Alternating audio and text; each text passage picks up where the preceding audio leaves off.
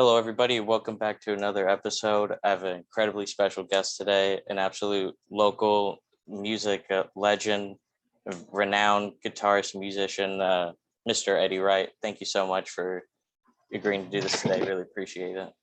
Oh, my pleasure. This is fun.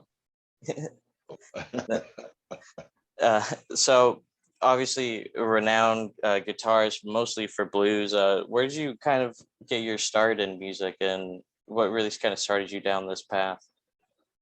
The real beginning is I was in third grade, and we had to play the recorder, the tonette, they called it then, Yep. lightly row. And once I got through lightly row at the end of the school year, they brought about a dozen kids from the high school playing different instruments and band and orchestra instruments. And all of us who could play lightly row got a chance to pick an instrument to play. And so I picked tuba, and that's how I started. So I was just after third grade, so I was 8 years old, and they gave us beginning lessons over the summer. And I lived just short of a mile from the school, and this is in the days when if you had to be more than a mile to get a bus service. So I would walk about a mile and go play the tuba. And like I said, I'm a little tiny guy, and I didn't know what it was then, but I would hyperventilate when I was playing the tuba and get all woozy. And I thought, wow, this music stuff is terrific. So that's what started me on the road to music, and played the tuba all through high school. But I picked up the guitar early 60s, like I said, during the folk music boom or the folk music scare. And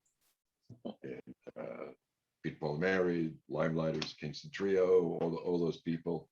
I had friends who were playing, and I wanted to be in with them. And so I started, wanting to get a guitar at the end of 8th grade. My dad got me a silver tone guitar from the Sears Roebuck store. That's when Sears had a Roebuck. Yeah. Little tiny, like 3/4 scale steel string, cost $13.88. And I didn't know any better. It was tough to play, and so I just started then, and my friends were playing.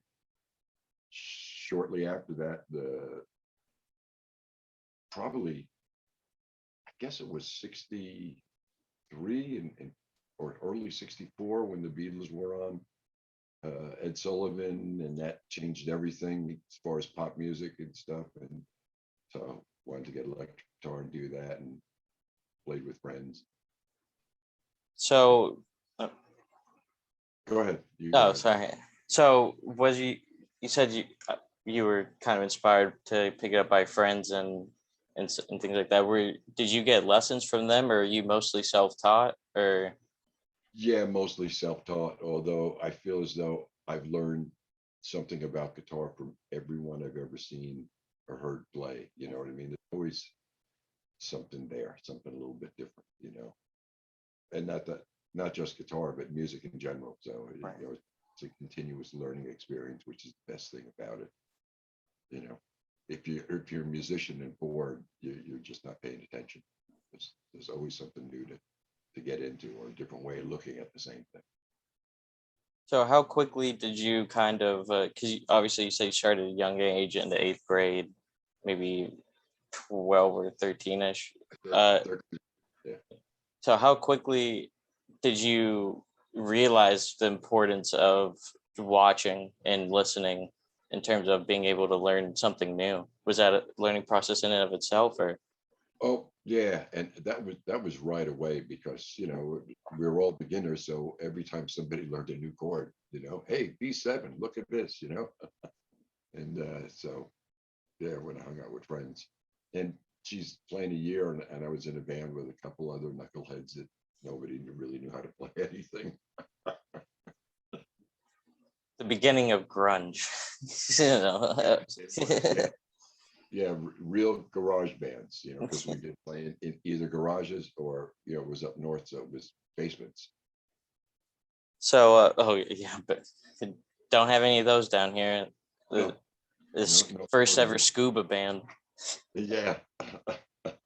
So, so how did you kind of you grew up in New York state? Yeah. So how did you go about starting to book a gig and things like that and getting involved in the scene beyond with your group of friends?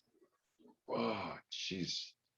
I don't really recall exactly how it started. We had a couple of us were playing together in a band, and somebody heard about a gig somewhere at some, teen dance or something like that. And those days you'd go and audition sometimes, or if you just, your parents knew their parents or somebody like that, you'd wind up with a gig, and I started playing that way. And mostly it was the other guys in the bands I played with who were like connected.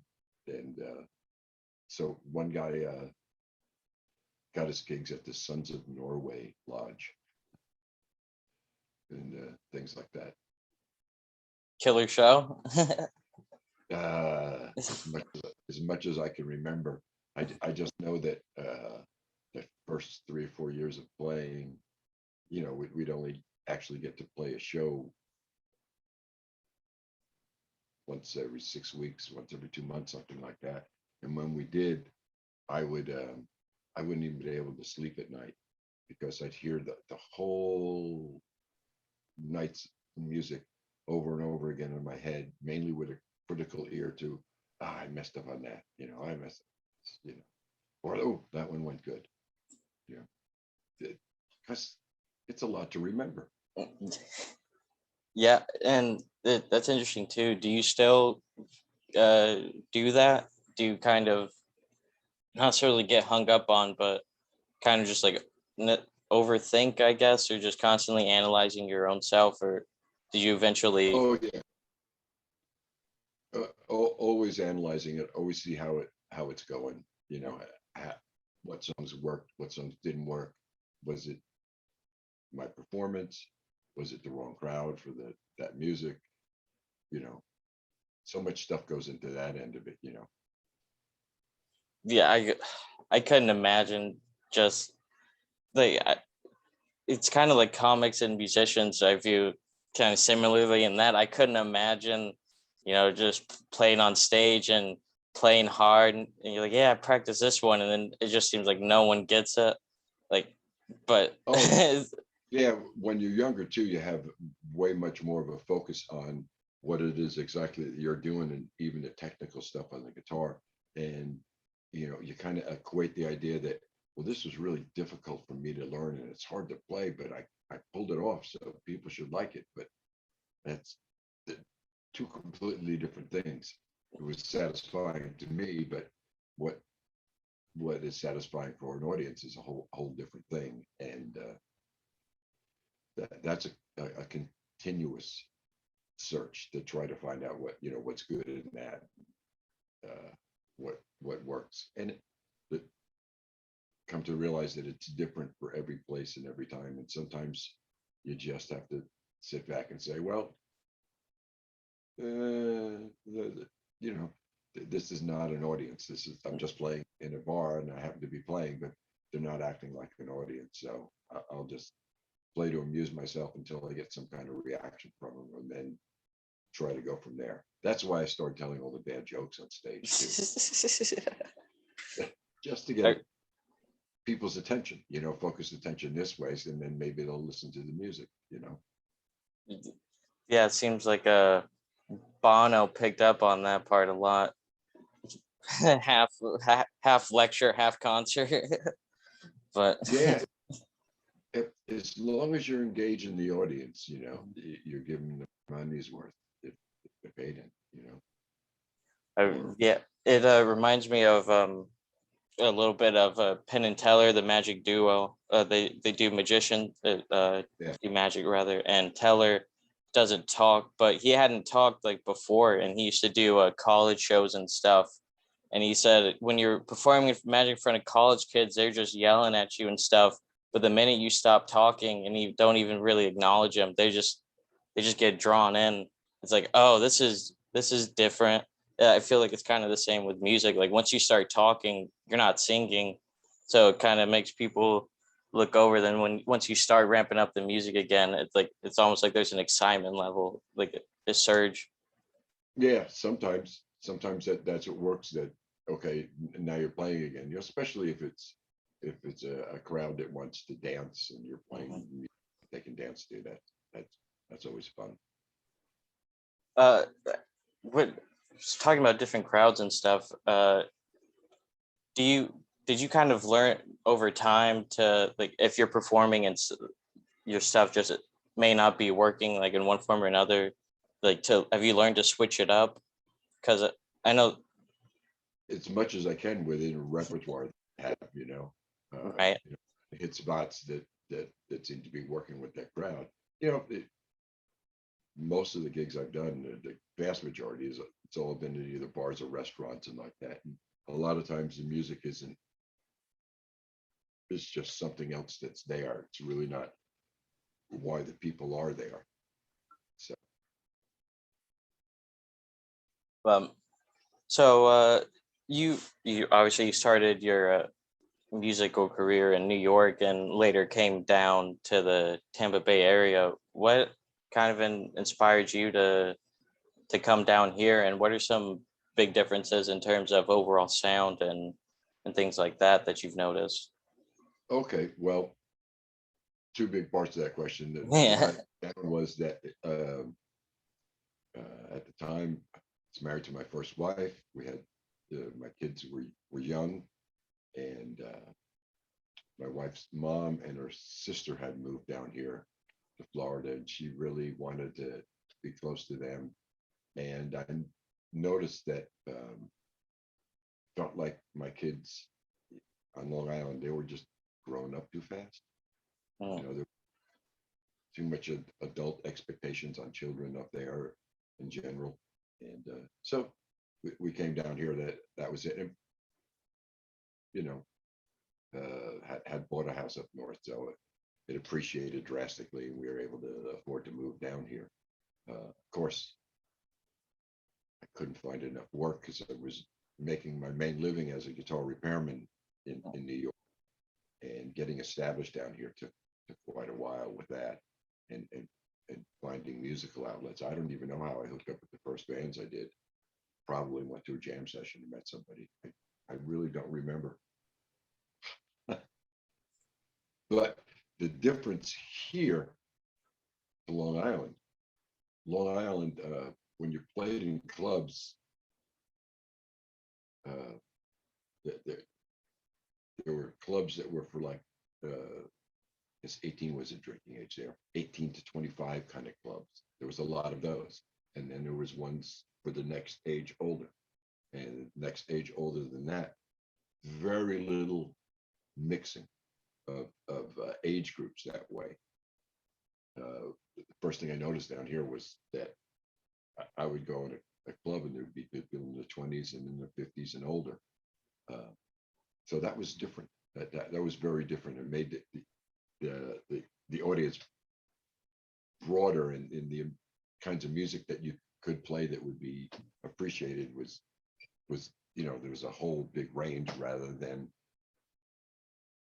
the younger clubs. It was the top 40, whatever was popular at the time, or unless it was some kind of more artsy place where just had a blues band up there. We would play those places. We would work more weeknight gigs than weekend gigs, because they were more niche. You could go there and you could be a bluegrass band, which strangely enough on Long Island there were some of those, or uh, just an R&B band, or especially being a blues band, you'd get the weeknight gigs, and mainly we had a following of people who were blues lovers or just general music lovers, and they didn't really like that top 40 scene that was going on in the other places, which really didn't seem to be. It kind of just died out when I came down here. I was about 86, and I know that there was several places around that I had been told by people I met from the Tampa area, musicians said, "Oh man, there's a lot of gigs down there. They're like 6 nights a week. You go one place, you set up, you play, and you're there for a while." And so I said, "Well, that's I like that idea."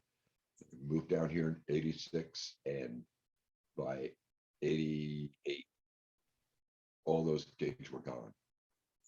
All those 6 night a week, playing hotel lounges or clubs like that. That whole circuit was just falling apart at that time. I have no idea why, but that's when it was over. So Culture is constantly evolving, I suppose. It's just yeah. the way it seems to go.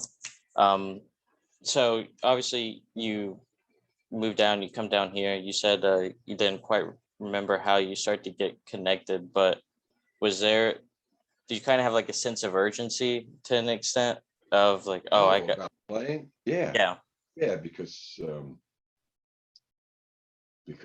it was like my identity. It was who I was.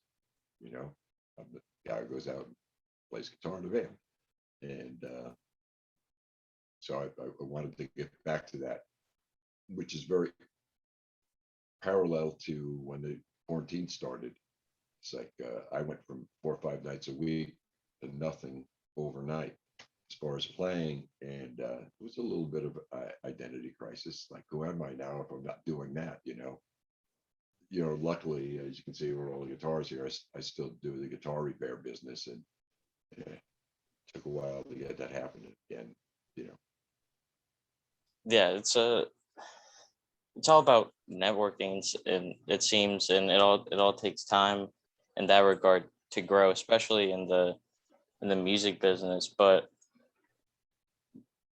would you say that how would you kind of say the culture of the music was like in the area at that time? Was it, because it seems like now that everyone is just like a lot nicer, I guess. I don't, obviously I wasn't there at the time, but everyone seems to be a lot more uplifting in a lot of regards than now. Like it seems like a more friendly and like community. Was it kind of like that Oh then? yeah, yes, especially with amongst the blues and roots music players around, because you kind of depend on one another to see what's going on, and where's gigs and that sort of stuff. But it seems to be uh, those are people who are playing that kind of music because they really enjoy playing that kind. Hmm. It's not that it's a stepping stone for like a show business career, Right. which the more pop music was, and it seems to be, that top 40 radio doesn't exist anymore. So that pop music thing is really very, very small, and because of the internet and all that other stuff, music has become so diversified that it's all niche music. It's just little pockets of audience for different kinds of things, and they'll cross over from one to another, but it isn't like uh, there'd be a song and everyone in the country would know it. You know, Florida and Alaska, they both have the same hit songs that they were hearing. You know. Talking about Beatles, like just big, Oh just yeah, gigantic. Yeah. yeah. And then that happened again and again with other big groups. Crosby, Still and Nash and the Eagles and that stuff.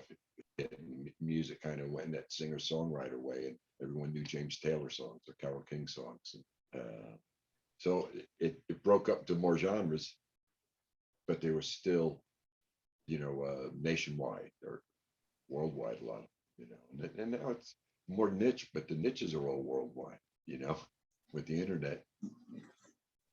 Yeah, I have going to college and stuff. I became friends with people who were like really into music, and they were just giving me like new complete genres like every other week that I had never heard of. And then it's just like, okay, alt rock. Wait, alternative isn't the same as alt rock. Wait, oh, there's rock and roll and heavy metal. Like, then they started to do EDM, and then there's dubstep. Like, oh, dubstep's not the same as EDM. It's just it's always playing catch up.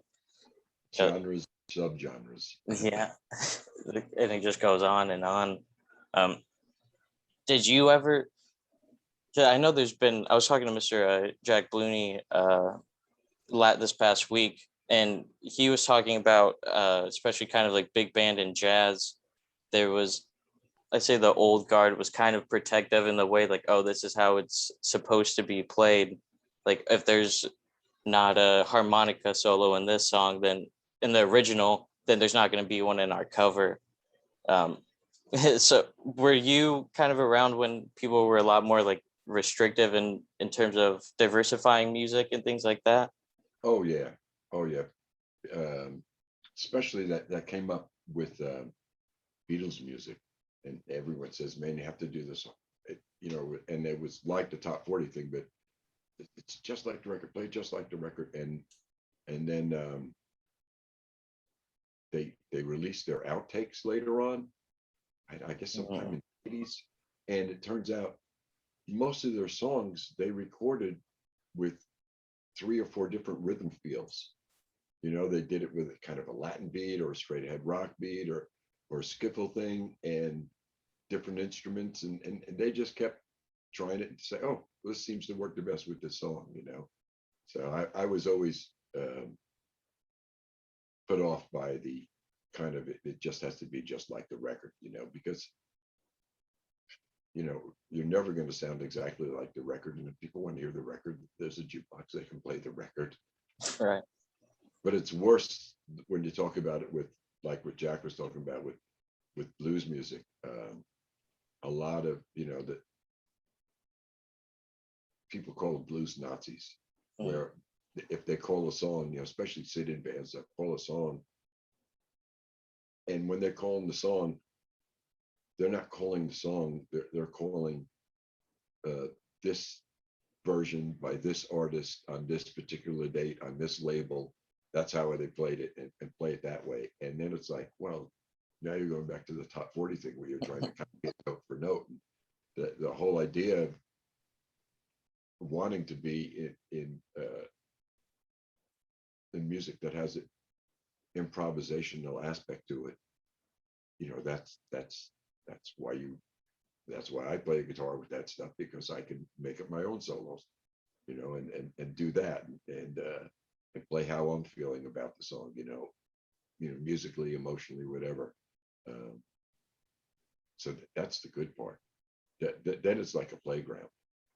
You get to do what you like to do, within bounds of the musicality and taste, but you can kind of hear when someone is really freely improvising, kind of like how they think and what their personality is like, or at least what their musical personality is like.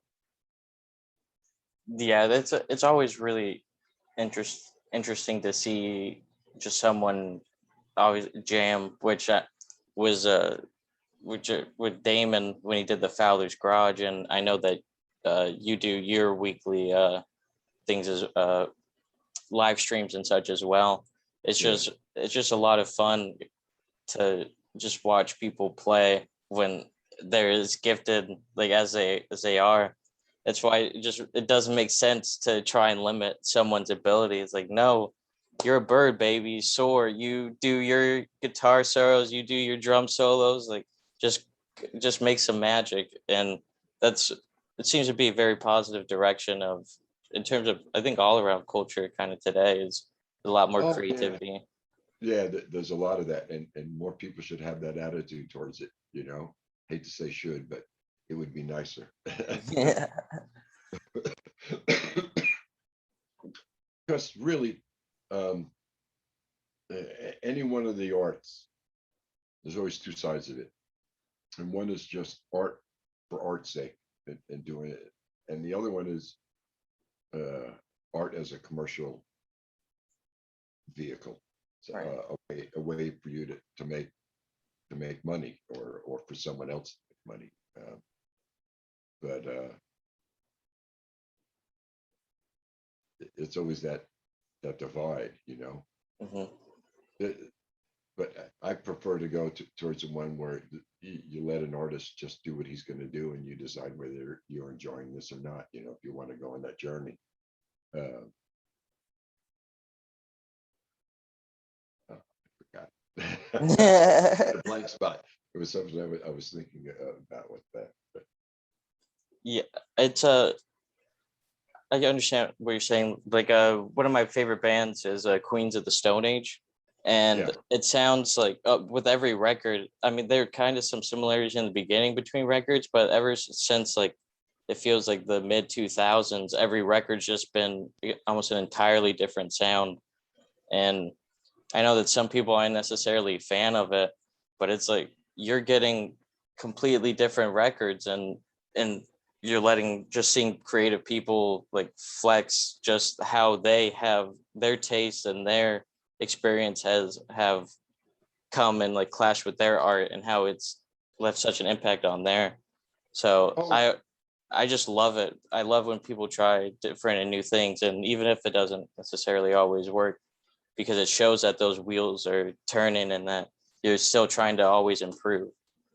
yeah, and that's especially the writing on material, because then that's what an artist does. An artist finds a way to express how they're interpreting what's going on in the world, or in their personal life, or both of those things at the same time. So that's what the connection is.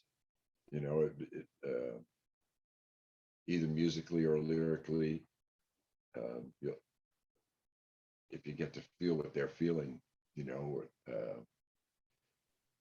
so for a different point of view, or maybe it's something that reinforces how you feel about something, or something that's just diametrically opposed to what you're feeling, and that's also cool. Yep, it's just art is there's just so much beauty in that, I guess, and it Yep.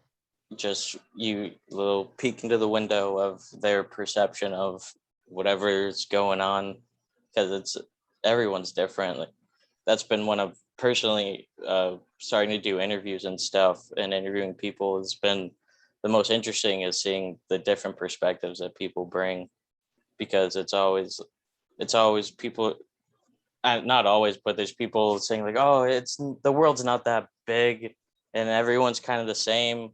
Going on, like, no, they're not. Like, no, they're not. Everyone laughs different. Everyone speaks with a different cadence. Like everyone has a different experience, and that's it's just kind of what art is, whether physical or on paper or musically. It's just a gift, you know. Yeah, yeah, a gift, and sometimes a burden.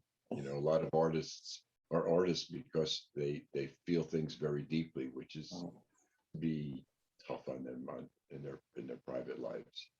Although there's been fantastic artists, through the centuries, who really knew how to have good work-life balance. Like, I Yeah. don't know if you know of the artist, the painter Vermeer. I I I I just took a beginning to painting intro to beginning painting class last semester. So we looked at, I'm not overly familiar, but we looked at a couple of their pieces. Yeah, Vermeer was late Renaissance, Netherlands, somewhere in that area, and all his paintings were painted in the same room, which was part of his living quarters above the tavern that he owned. So he had a business and he was doing that, and he did his art up there, and that was the thing, Oh, So yeah, he didn't have to.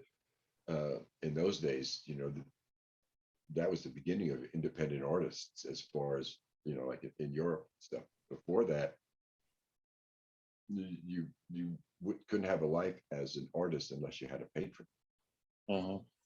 and usually it was uh, the nobility, and then it became, when there was such a thing as a middle class, when people besides the nobility, had money, had wealth, and they were the ones who would support you. So, interesting interesting change now, especially with the internet. If you think about that, like I was doing a live stream, especially when the pandemic first hit, the money I was receiving from that was like the only money that was coming in for a while.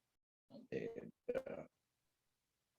so that's a different way, that's not like nobility supporting you. That's like your peers or the world in general, pretty cool.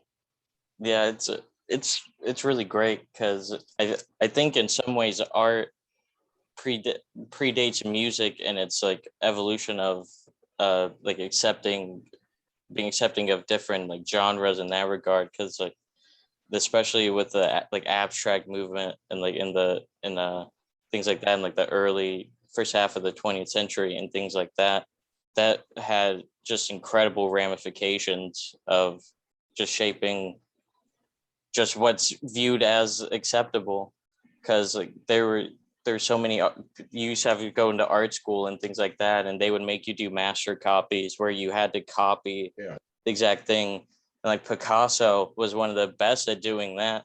And then one day he just said he was bored. He's like, I'm bored, like I'm just doing things that everyone else has already done. And then he has faith in himself to go out and explore and do things he wants to do, and now he's iconic, and Yep. playing musicians like that. Well, he was just like going from top 40 Yeah. to playing his own songs. Yep.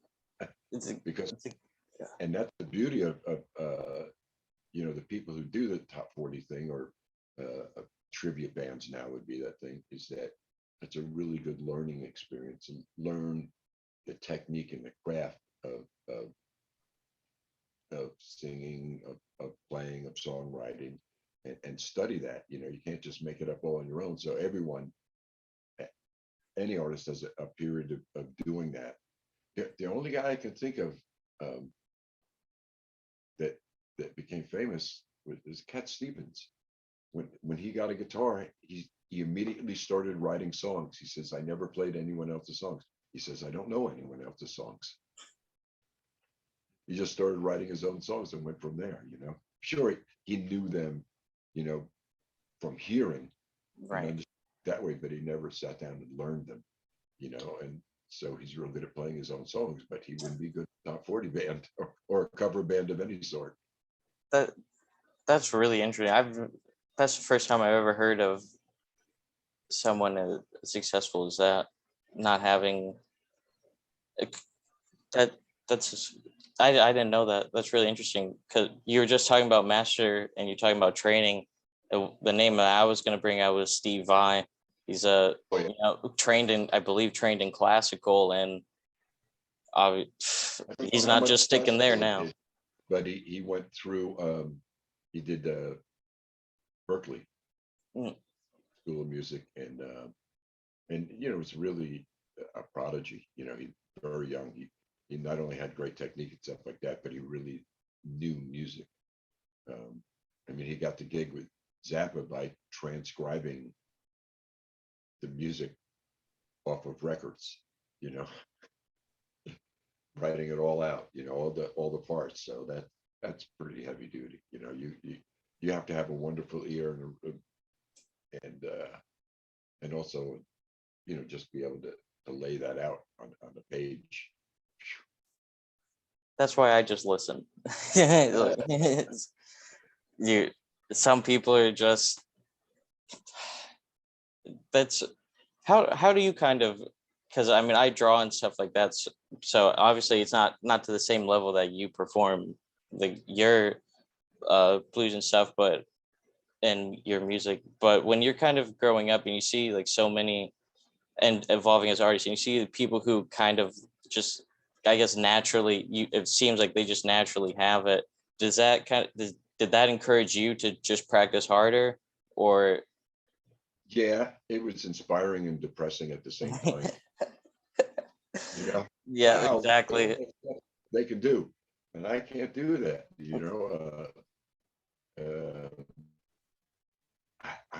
I don't know. I think the real gift of music, the gift that's given to somebody for music, is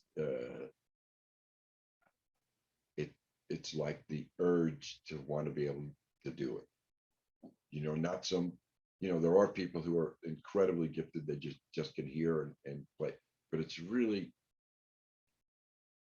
wanting to do it in a real deep level, like giving lessons. I would tell people there's students with a lot of talent, natural musical talent. They have good ears. They have good musical sense right away. Some that really don't. Some that are real, they're taking lessons because, they thought it would be fun or their parents wanted them or something like that. And those who just really want to play. And those who really want to play, whether they have a lot of musical ability or they don't, those are the ones who are going to succeed and become good players. Because, unless you're like one of those savants who just, people who just sit down at a piano and play anything without listening or something like that. I mean, without studying or knowing anything about what they're doing. That's a separate category, which is a whole other subject.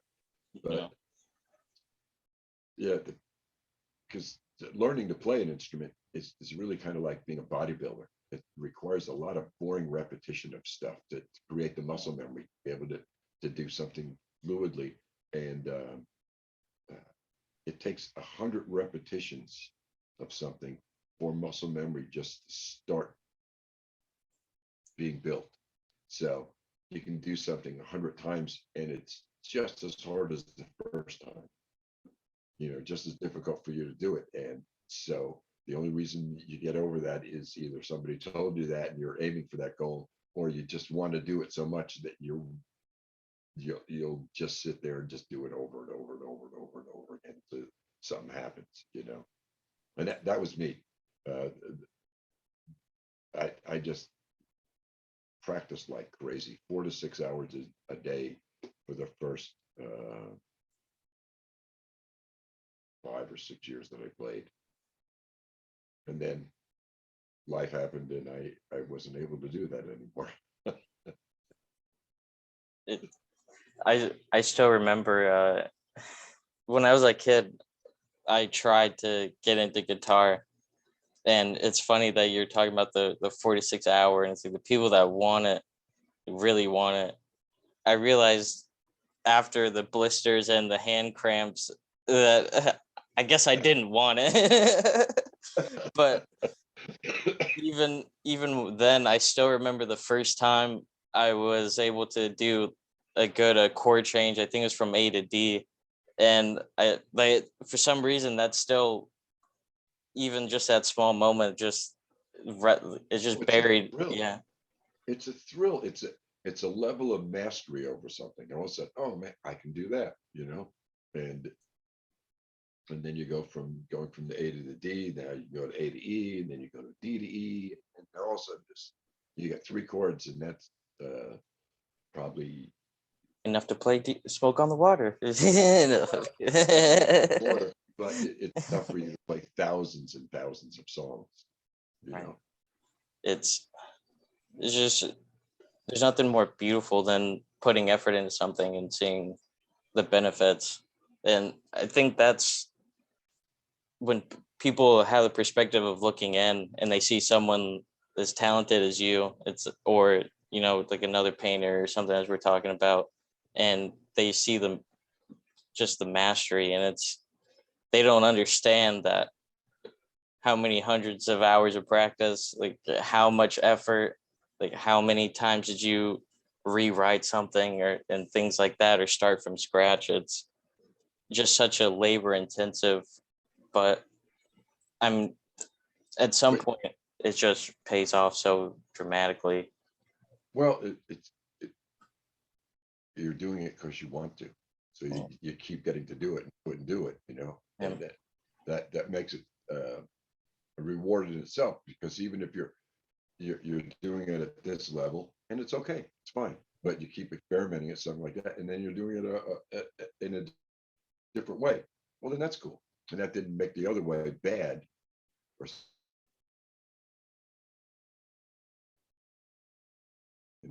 Oh, did we freeze again? No, we're good. Okay. It just for a second. but but we were speaking about the practice and kind of like progressing. At what point in your career did you kind of have a sense of maybe not necessarily comfort, but just kind of a realization like, oh, this is something I know that I can do because I have the skills and I have the ability to do it. And I have the hard work and dedication to continue. Um, for me, it was probably 40 years of playing before I felt like it was okay, that it didn't grate on my own ears when I listened to it back, because, you really, really examine what you do. But it just kind of felt like, oh, okay, now I can get away with this. You know what I mean? I can go out in public and not feel like somebody's going to come up and just say, geez, man, what's your day job? Go back to it. But it, I'm looking forward to that personally. Like even then, when you have to just go back and listen to interviews to like get a quote or things like that, and you listen, you're like, that's how I talk. Like why are people even watching? Like, I can't stand it. It's like, oh, why would you phrase a question like that? Oh, you're so stupid. It's like, oh my god. Yeah, it's that's pretty much, I think, the human condition. And I, Mm, and in a bigger way, I think that's what you can say, that's a good person, that's a good guy, is someone who has at least a small amount of self-doubt at any particular time. Because if you eliminate self-doubt, most people would be monsters. yeah, They would just do horrible things without any remorse. self-recrimination. Mm. Just be, yeah, I felt like doing that, so I did it. And that those are sociopaths. So you you need that self-doubt. You don't need it to get to the point where it's debilitating, and you just, uh, you might have a real talent and you just can't do it, because you don't have the confidence for it. And I think a mindset like that is incredibly beneficial as a teacher, as you're saying, as someone who plays, because you know how to deal with the emotions and the thoughts that comes with the struggle of grasping the lesson. Like in baseball, just a quick pivot. Uh, Baseball. yeah, some of the a lot of the managers, the people that become managers, aren't the people that were like all stars and things like that. It was kind of like utility, unless you're known guys, and because they're the ones that had to constantly work, and they're the ones that like understand the idea like nothing like comes easy to a majority of the population. Like there's obviously there's those Yeah. guys that are just the best, but it's it always seems to be the people who struggled and who were able to overcome not just themselves but the outside environment as well. And Yeah. They get a good grasp on how to help along someone who maybe has a great deal of natural talent, and then they hit a stumbling block. And for them, that's a newer experience than it is for someone who has to struggle the whole time. So if you're used to, having to work at things and also think your way around stuff, you know.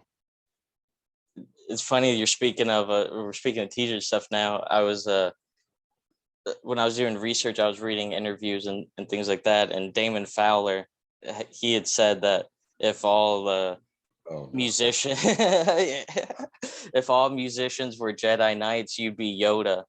And just a wealth of knowledge, and coming from Damon, that that means a lot. So Man, we played together for a bunch on those Monday night things. I guess we did it years or something like that. And it was a constant experimentation and learning between the two of us. Well, the whole band, but he and we were constantly giving ideas to one another of different ways of looking at stuff, different ways of feeling things, and it's, as far as like even the gear and picks and strings and all that kind of stuff, because all that stuff is really fun when you start to nerd out on it. It's a lot of fun to be able to talk with someone who knows just as much as you do. Like you can geek out and don't have to dumb yourself down to little peons like me. Oh, guitar. Oh, It's got some strings on it. And you well, yeah, it's really the information is not as important as just being able to say, hey, well, this is this, and you see it this way, I see it this way, and we can come together and see it together like that. So yeah. getting to see you two perform together was just a treat. When I saw both of you at the Red Star, and Yeah, it was good for me. the cover of the guitar, you Damon, obviously Justin Headley and Chuck Riley as well, but that cover that was just a phenomenal performance. I gotta say, it's just incredible. At what point, I guess I kind of asked this, but like how do you get to the point where you can perform the song with like such confidence? I guess it's just like training, but even like the mental block or the mental state of just knowing like, oh, I'm gonna kill this, and then I've got buddies around here, I know they're gonna kill it, and it's just Yeah. kind of what point do you get that comfort level? Well, on that song, the guitar, that's funny you should mention it, because I'd only played it like once before, like a month earlier with him, maybe twice. And I really don't know the song that well, and I'm not familiar, haven't played it a bunch, and totally forgot about the first time we played it. So playing it again, it was really just relying on instinct and some musical knowledge about the chords and stuff like that, and knowing that the three of them, they knew it really well. So wherever I added in, if it wasn't a real clam, um, it would be okay. That I'll tell you something, that sitting in and improvising with people and that sort of stuff um, seems really mysterious to someone who doesn't do it, and seemed mysterious to me for a long time. And it's really a matter of having enough dexterity to be able to play certain things in it, and enough ear knowledge that you can hear something and say, okay, seems to be in a major key. That's cool. So, and it's in C. Okay, so I know I can play C major. Well, I've played thousands of songs in C major, and I know the chords in C major, and I know the scale in C major, and I know licks in C major. So you could play song in C major, and there's a whole handful of things that you've done thousands of times that you can do. So it might be slightly different than another song in C major, but you hear the chord progression, and you know where things will go. And it's almost like driving, you see a curve coming ahead, you know how to turn because you've done that thousands of times. It's not like, oh my God, the road is moving to a different place. How do I do this? That's what it's like. So it's not as hard and mysterious as you think, but it is. Some ways anyhow, to come up with that stuff, because once you have the facility to just be able to make it through, then comes all the choices. What do you feel like saying? What kind of vibe do you want to put into a song at a certain time? Yeah. So you listen to the lyrics, you see how the band's playing it, and you go with that. It seemed no. Oh, okay. I was going to say all that stuff comes in getting to the point what you were saying before about feeling comfortable with it, getting to the point where you can trust your musical instincts, because everyone has them, and most of the time you're trying to think about what you're doing rather than reacting to what's happening in the moment, and that's what you need to do. Thinking It gets it. it seemed yeah. It's it seems that the comfort, I guess, obviously comes with experience, because uh, even the few people that I know that kind of were slightly in the industry like early on, it's like it seems that a lot of people are scared or nervous rather to kind of let things breathe, because they're scared that silence means that it's just dead space, and people are Yeah, scared of dead space. But it seems like a lot of the biggest, most important part is learning just to listen for the small things, and so you can jump in with what you can do. yeah. Oh yeah, it's and now I'm going to sound like Yoda. It's, when you're jumping in and you're worried about the the empty space and that stuff, that's when you're trying rather than doing. So the doing part is, you know, you have to be somewhat centered to be able to do that, and that's why a lot of musicians drink. It comes down to chatter in your brain, or whatever that you need to do to calm down the chatter in your brain about uh, self-doubt and that stuff, and also what else is going on, you know, in your life in general, the world. You need to be able to, let that stuff go on automatic pilot someplace in your brain, and be able to put your attention there. And that's the tricky part. That's the elusive part, because I do know people who can just turn that on. Mm. Doesn't matter what's going on in their life, that they start to perform, and they're just there doing that. you know and sometimes I can be that way. That's when it's good to me. I don't know if it's good to the audience or not, but that's when it's good to me. Because then you're Good, just right. you know good enough for your ears. It's probably good enough for the majority of us. yeah, I much more trust your your uh, opinions on the subject. it's not even what the ears is. It's more like what it feels like. Does it feel cohesive? Is it going with a flow? Is there somewhat, is there some kind of sense to it? Just a long winding path. Yeah. I feel like that's obviously I'm not a musician, but that would be I know that I couldn't be, in the sense like you're talking about turning things on and off. Like if I'm on stage, I'm always looking like, oh, that guy is he's not nodding his head, but everyone else is nodding their heads. We got to change something up for that guy, or and it's just Yeah. I guess I, it I'm doing that all the time. yeah.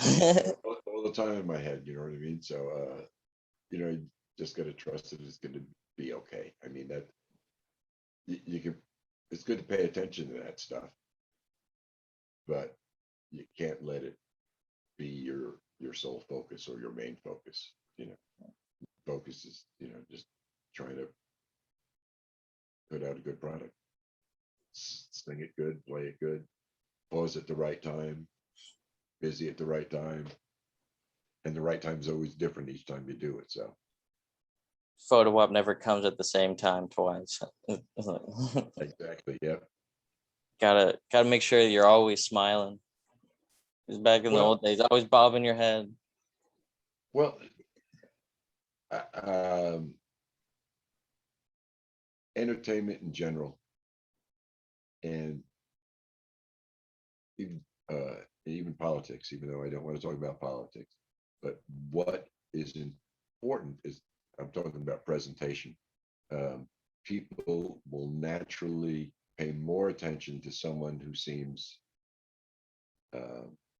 honestly and confident and optimistic. If they seem sincere in that's actually how they feel. They feel confident and they're optimistic, and that's attractive to pretty much everybody. And there's an old showbiz joke about that. They say, sincerity is the key to success in any kind of show business. And once you can fake that, you've got it made. It's true. It's true. It really is. You put on a happy face even if you're not feeling that, and that translates to people. People pick that up. It's funny that you're talking about kind of presentation and reputation and being like genuine yourself. Everyone when talking about you seems to have nothing but positive things to say. And I was even talking to people at the show that we went to, and there was a young lady there, and said that you had, even before the show, was like talking to her about different things about the industry, and Damon said credited you as well too, to helping him learn and learn a lot, not just about music, but like life and things as well. Do you take a lot of pride in knowing that your kindness isn't just restricted to, I guess, like the music, just to music, like it filters out like into the rest of like society? Do you take a lot of pride in knowing that people think so highly of you and have such high praise for you and things that you've done?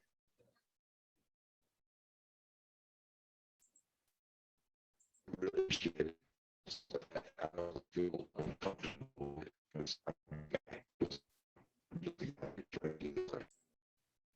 So how much does that all kind of mean to you? Oh, well, I think it's a good thing. I think it's a good thing that I'm putting out a positive vibe rather than a negative vibe. That's a good thing. I've seen some of my favorite artists, and they turned out to be really mean. To see them talking to the sound crew and other stuff that way, and it was kind of disheartening. But I still really love their music, so that's just the thing. All about separating the art from the person, I suppose, kind of. Yeah, I know, which is a touchy subject these Yeah. days, and I understand why. Life is full of contradictions, full of contradictions. Funny how that works, isn't it? Not everything is so black and white, I guess.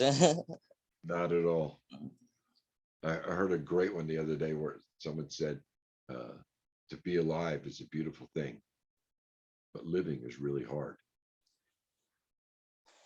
That's So, deep. yeah, I know. It's true. It so we talked a little bit before about you do guitar lessons and things like that, and you do your Zoom meeting. What would be some of the best ways for people to contact you, or not the Zoom meetings, rather Facebook live streams for Yeah. things that you do? What would be some of the best ways for people to get in touch with you and watch the different live streams and keep up to date with Oh things yeah. you're doing? Eddie Wright is my name on Facebook, and there's a whole bunch of Eddie Wrights. I mean, there's tons of them, and so the the guy with the ZZ Top beard. Somebody said I was, yeah, I saw this guy play. It was pretty cool. He looked like a ZZ Top Muppet, because I've seen myself back on some of the things, and I realize I'm much more eccentric than I think I am. I down in weird ways and stuff, but that's okay. It's okay. In the jokes. And all the jokes are stolen. All the jokes are stolen from people, but The best yeah, jokes are the ones that are told a lot, though. yeah, and what you would consider dumb jokes are sometimes the funniest ones because they make you laugh. So then they're brilliant, even if they're stupid. Um, so before we go, one thing I like to do with with a musical guest is, what has been your most memorable road trip or gig that you performed at that stands out a lot to you?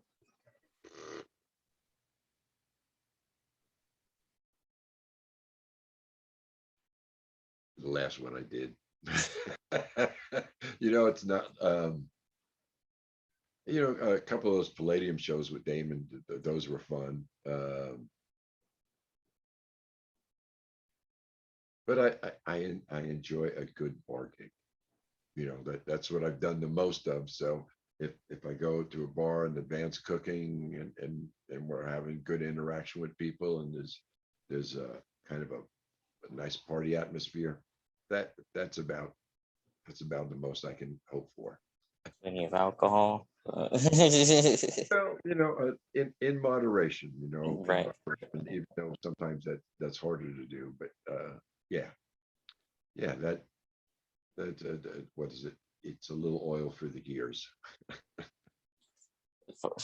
Yeah, that's, funny enough, that show was the best show I've ever been at. Yeah, yeah. But again, thank you so much for coming on. I'm incredibly grateful, absolute honor and privilege to be able to talk with you. I talk with you anytime, man. You're interesting to talk to. Flattery gets you nowhere. Oh, But again, I really appreciate that. I would love to have you back on again at some point as well. anytime you want to, man, just let me know. Sounds great. And I'll put links and stuff down in the video so people can contact you and find you more easily. Okay, that's fantastic. That was great. Really appreciate your time again. Thank you so much. Thank you Hope again. you have a great day. I will.